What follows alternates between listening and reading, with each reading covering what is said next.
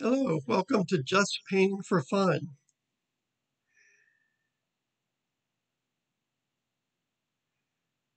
Here's a list of the materials you'll need for today's painting.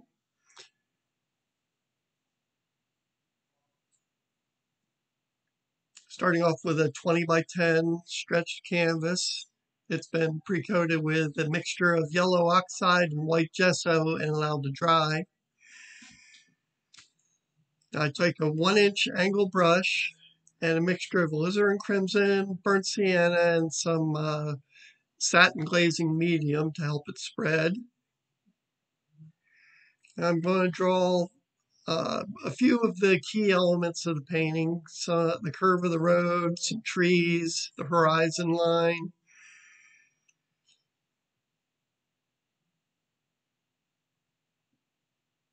Putting in a few of the dark shadow areas. Let's increase the speed to 8 times.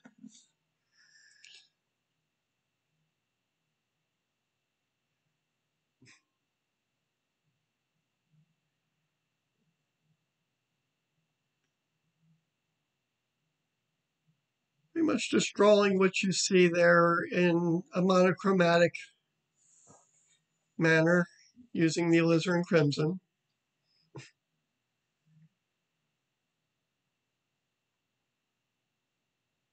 Basically establish it. Now here we change a little bit from what you're probably used to. Instead of mixing our colors on the palette, I'm going to be using a style called color merging, where we use tube colors that's straight out of the paint tubes and put them on the palette and get them on the brush and then paint straight on the canvas. That's phthalo blue, where it runs over top of the alizarin crimson. It forms a little purple. Just place that wherever I want it. Blow dry this layer because I'm going to be adding yellow. And if I left the blue wet, it would blend together and form a green. And I want to have some yellow in there, so I made sure that the blue layer was dry. Spread that around to wherever I want some in the painting. A little bit of Hooker's green, named for Mr. Hooker. He was a botanist, I believe, and an artist, and he would paint a lot. He'd use a lot of green in his artwork.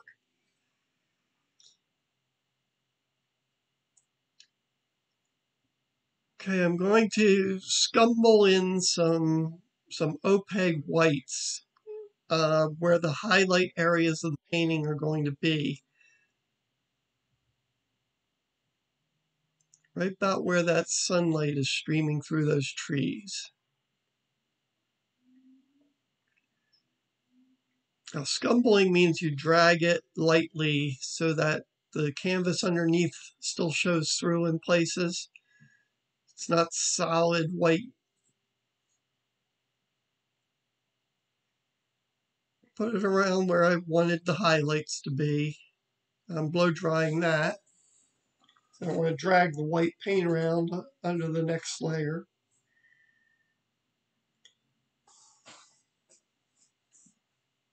Yellow oxide over that dried white gives a nice golden glow. Drying the surface again, getting ready for another technique. This is called the Botizar method. It's a method of painting that was developed back, at least in use during the 1500s. Artists such as Titian would use it. In the method, you cover everything we've previously done with a coat of semi-transparent zinc white. It's up to the artist to decide how much of the zinc white they want to cover with, how much we want to obscure of the layers below. So you can put it on and remove it with a wet paper towel is what I use. If I want to, I put it on with the same 1-inch angle brush. Now, as you can see where it's thin, you can still see through it. Zinc white is 1/10 the opacity of titanium white, so you can still see through that layer.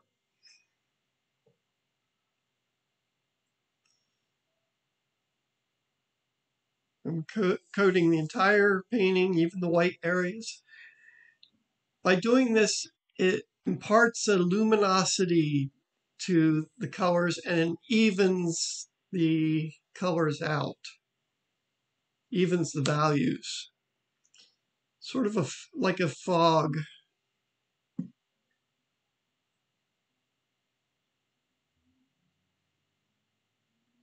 There's what it looks like with the Botizar System. Now here's some details. You can see how the colors just glow through it. They've been subdued but not totally erased.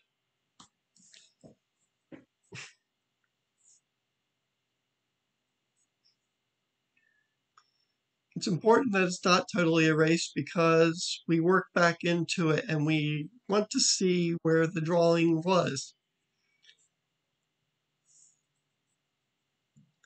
Now, one way to keep from obscuring it when we paint back into it is to use zinc white as our tinting white when we start painting back into it. This color I'm putting on here now is a mixture of the ultramarine blue, alizarin crimson, and the zinc white. All of these have a little bit of the glazing medium in it to help them spread. You can use water if you don't have glazing medium, but don't use more than 30% water. More than 30% will actually break down the ability of the paint to adhere to the canvas, or it can.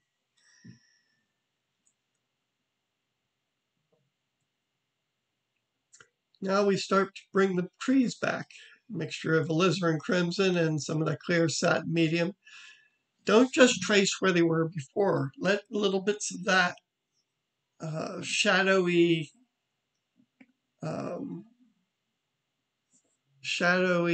past look show through as well.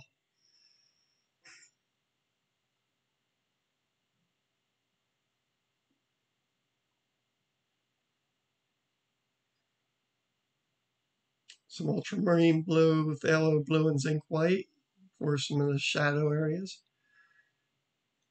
A little bit of Hooker's green. Hooker's green is also Hooker's green, alizarin crimson, and phthalo blue are all fairly transparent, or can be when mixed with a little bit of glazing medium.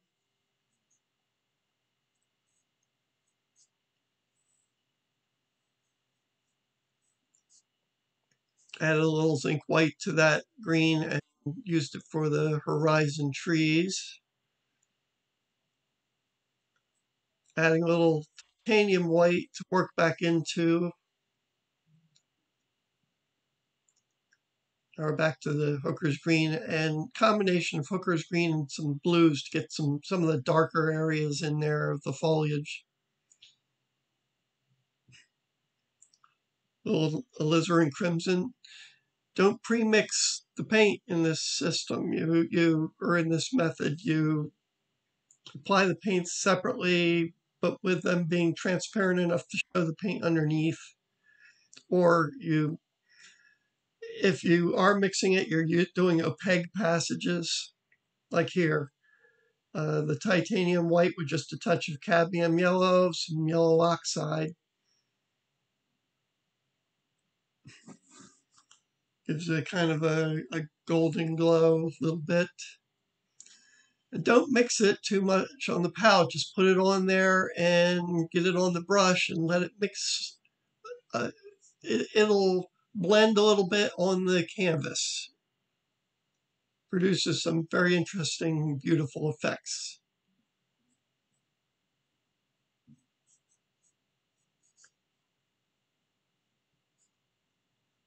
Putting a little of the blend of white and yellow, the little touch of cadmium, some yellow oxide, and some white.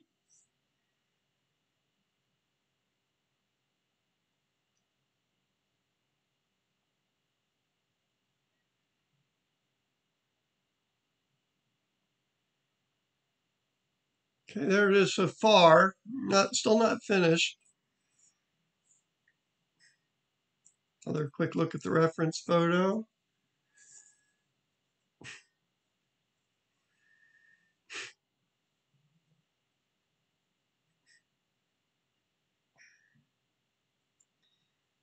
Sorry about the light off to the right side there. I've corrected that in later paintings, but not in this one. I'm extending down the trunks of the trees. They weren't quite low enough after looking at the reference photo again. I had them lower and painted them out. I decided to put them back. Didn't like the balance the way it was. Now I need the alizarin crimson again to bring it back, tie it back into the rest of the trees.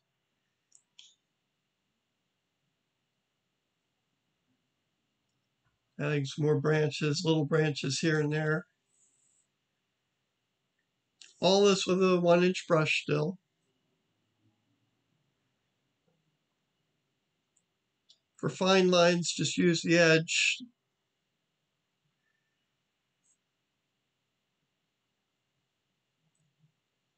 Okay, it's a mixture of yellow oxide, cadmium red, and cadmium yellow.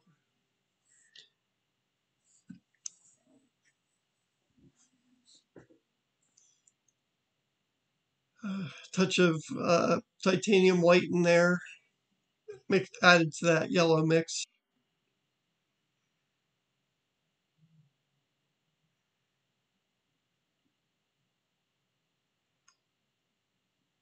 A few fine lines.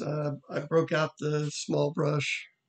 I don't often use the small brush anymore, but a few details here and there doesn't hurt.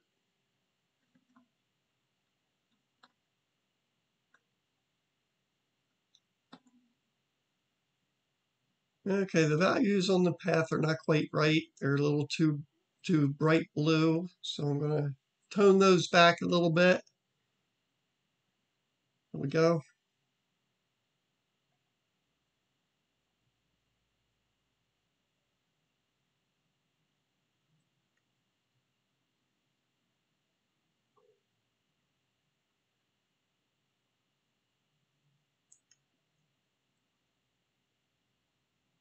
Mixing some yellow oxide, cadmium yellow and cadmium red again. That's for there's some fall color leaves in the trees. So I wanted to put some of that in there. It's a little bit of the color here and there. I like to work the entire canvas when notice I don't just work one side to the other. I move it around while I'm working. Some close-ups, another view of the reference. Thanks for watching.